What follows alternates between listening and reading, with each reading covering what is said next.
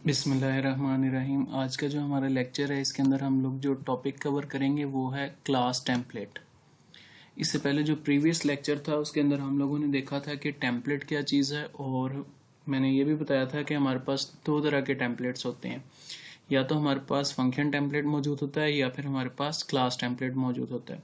और टेम्पलेट किसी भी फंक्शन या क्लास की जेनेरिक डेफिनेशन को जिसके अंदर किसी भी किस्म की कोई डाटा टाइप स्पेसिफाई ना की गई हो हम टेम्पलेट कहते हैं। तो जिस तरह हम लोग जेनेरिक फंक्शन लिखते हैं और उसे हम फंक्शन टेम्पलेट कह देते हैं, इसी तरह हम लोग जेनेरिक क्लास लिखते हैं और उसे हम क्लास टेम्पलेट कह देते हैं। क्लास टेम्पलेट क्या चीज़ है, इसकी बेसिक थ्योरी जो है वो मैं आपकी बुक से एक दफ़ा रीड आउट कर देता हूँ और उसे उर्दू में भी एक्सप्लेन कर दूंगा, और उसके बाद मैं इसका सिंटैक्स जो है वो आप लोगों को समझाऊंगा। Class templates are used to define the generic definition of the classes. These classes are not related to specific data types and can work with the different data types. A class template consists of the statements which are independent of the particular data type. It is capable of processing different types of data passed to it by the user. अब class template जो है ये generic definition होती है किसी भी class की। सबसे इम्पोर्टेंट पॉइंट जो है वो ये है कि इसमें कोई भी डाटा टाइप जो है वो स्पेसिफाई नहीं की जाती। ये मुख्तलिफ डाटा टाइप्स के साथ काम करने की सलाहियत रखती है। यूज़र की जानिब से इसे जो भी डाटा टाइप प्रोवाइड कर दी जाती है या जिस टाइप का भी डाटा प्रोवाइड किया जाता है ये उसे प्रोसेस करती है, और प्रोसेस करने के बाद वापस जो है यूज़र को रिटर्न कर देती है। तो क्लास टेम्पलेट का जो सिंटैक्स है वो यहाँ पर मैंने लिखा हुआ है। सबसे पहले हम लोग टेम्पलेट का कीवर्ड इस्तेमाल करेंगे, फिर हम एंकल ब्रैकेट्स के अंदर क्लास का कीवर्ड इस्तेमाल करेंगे, और यहाँ पर हम टी टाइप यानी कि जनरल टाइप के तौर पे टी लिख देंगे। उसके बाद हम फिर दोबारा से नेक्स्ट स्टेटमेंट के अंदर क्लास का कीवर्ड इस्तेमाल करेंगे, और आपने यहाँ पर क्लास नेम लिखना है। जो भी आप नाम रखना चाहते हैं क्लास का वो नाम आप यहाँ पर रख देंगे। फिर ये आपके पास दो ब्रैकेट्स आ जाएंगी और एंड पे सेमीकोलन। ये नॉर्मल आपके पास क्लास की बॉडी मौजूद होगी। जिस तरह आप एक नॉर्मल क्लास लिखते थे यानी प्राइवेट एक्सेस स्पेसिफायर के नीचे कुछ चीज़ें लिखते थे, इसी तरह पब्लिक एक्सेस स्पेसिफायर के नीचे सारा कुछ आप लोगों ने एज इट इज़ ही वैसे लिखना है। अब यहाँ पर ये सारी चीज़ें एक्सप्लेन करने के लिए मैं आप लोगों की बुक की प्रोग्राम जो है वो 17.4 इस्तेमाल कर रहा हूँ, लेकिन मैंने उस प्रोग्राम को जो बुक के अंदर लिखा हुआ है उसे थोड़ा सा सिंप्लीफाई किया है।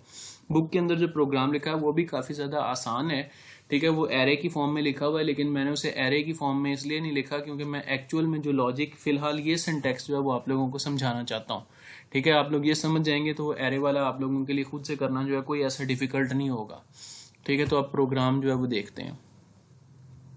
सबसे पहले जी हमारे पास एक सिंपल सा प्री प्रोसेसर डायरेक्टिव है, फिर हमारे पास स्टैंडर्ड इंस्ट्रक्शन है।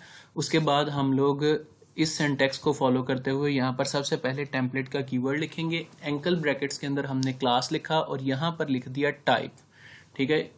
ये हमारे पास एक जेनेरिक टाइप जो है वो हमने बना ली।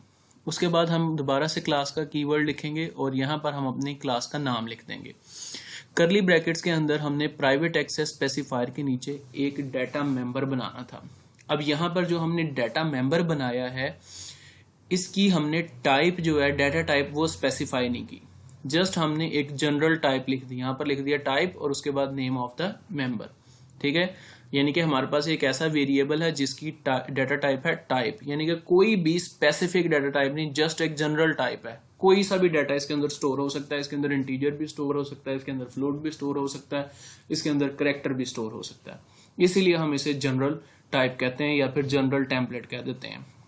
उसके बाद हमने पब्लिक एक्सेस स्पेसिफायर के नीचे जो है वो एक सिंपल सा वॉइड इन फंक्शन लिखा, यानी कि इस वेरिएबल के अंदर इनपुट करवाने के लिए, और इसी तरह हमने वॉइड आउट के नाम से एक और फंक्शन लिख दिया इस वेरिएबल को वापस कंप्यूटर की स्क्रीन के ऊपर डिस्प्ले करवाने के लिए, और यहाँ पर हमारी क्लास जो है वो कंप्लीट हो गई।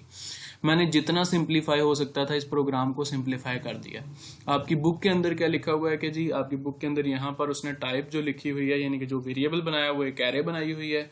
इसी तरह उस वेरिएबल एरे के अंदर उसने इनपुट्स करवाई हैं। वो थोड़ा सा आप लोगों के लिए अंडरस्टैंड करने में फिलहाल कॉम्प्लेक्स हो जाना था, ठीक है, क्योंकि हम लोग एक्चुअल में जो चीज़ मैं आपको समझाना चाह रहा हूँ वो ये है कि हम इस वेरिएबल के अंदर किसी भी टाइप का डाटा जो है वो एंटर करवा सकते हैं। अब ये किसी भी टाइप का डाटा जो है ये डिपेंड करता है कि हम मेन फंक्शन के अंदर जब इस क्लास का ऑब्जेक्ट क्रिएट करेंगे तो वहां पर हम कौन सी डाटा टाइप प्रोवाइड करेंगे। ये हमने क्लास का नाम इस्तेमाल किया, क्लास थी हमारे पास टेस्ट यानी यूजर डिफाइंड डाटा टाइप थी, वहां पर हम एक ऑब्जेक्ट क्रिएट करते थे। नॉर्मल जब भी हम किसी क्लास का ऑब्जेक्ट क्रिएट करते तो हम क्या करते थे कि जी हम लिखते थे टेस्ट और नेम ऑफ द ऑब्जेक्ट। ठीक है, ये तरीकाकार होता था ऑब्जेक्ट क्रिएट करने का। क्योंकि ये एक जनरल टेम्पलेट है, यहाँ पर हम ये तरीकाकार नहीं इस्तेमाल करेंगे, बल्कि हम यहाँ पर लिखेंगे टेस्ट और यहाँ पर एंकल ब्रैकेट्स के अंदर हम लोग स्पेसिफाई कर देंगे कोई एक डाटा टाइप। अब यहाँ पर हम जो भी डाटा टाइप स्पेसिफाई करेंगे इस वेरिएबल के अंदर उस टाइप का डाटा जो है वो स्टोर हो सकता है। ठीक है, दोबारा से बता देता हूं, यहां पर ऑब्जेक्ट क्रिएट करते वक्त आप जो भी डाटा टाइप यहां पर स्पेसिफाई कर देंगे एंकल ब्रैकेट्स के अंदर, इस वेरिएबल के अंदर जो कि आपका जनरल टाइप का है, इसके अंदर उस डाटा टाइप से रिलेटेड डाटा जो है वो स्टोर हो सकता है।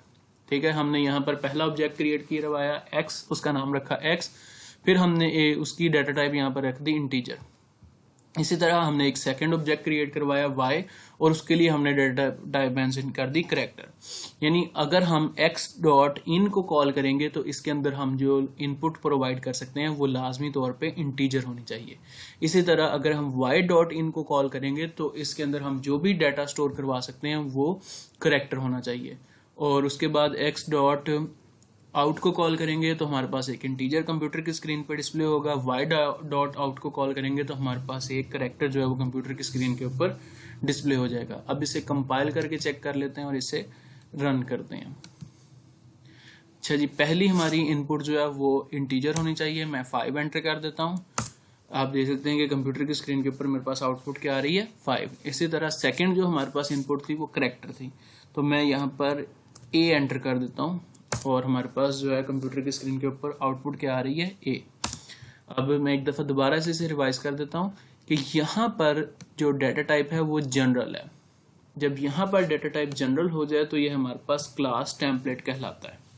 हमने ये एक जेनेरिक क्लास क्रिएट की, यानी कि एक ऐसा स्ट्रक्चर जिसे इस्तेमाल करते हुए आप किसी भी किस्म का डाटा जो है वो स्टोर करवा सकते हैं। यहाँ पर कोई स्पेसिफाई नहीं है कि आपने इसके अंदर इंटीजर ही स्टोर करवाना है, आपने इसके अंदर करेक्टर ही स्टोर करवाना है या फ्लोट ही स्टोर करवाना है। आप ऑब्जेक्ट क्रिएट करते वक्त जो भी डाटा टाइप स्पेसिफाई कर देंगे उस डाटा टाइप का डाटा जो है इस वेरिएबल के अंदर स्टोर हो जाएगा। उम्मीद है कि आप लोगों को ये बात समझ आ गई होगी। नेक्स्ट लेक्चर के अंदर इंशाल्लाह ताला हम लोग चैप्टर नंबर 18 जो है वो स्टार्ट करेंगे। इसकी चैप्टर नंबर 17 की जो एग्जांपल्स रहती हैं या जो मैंने नहीं करवाई वो इंतहाई सिंपल हैं, वो आप लोग खुद से प्रैक्टिस करेंगे।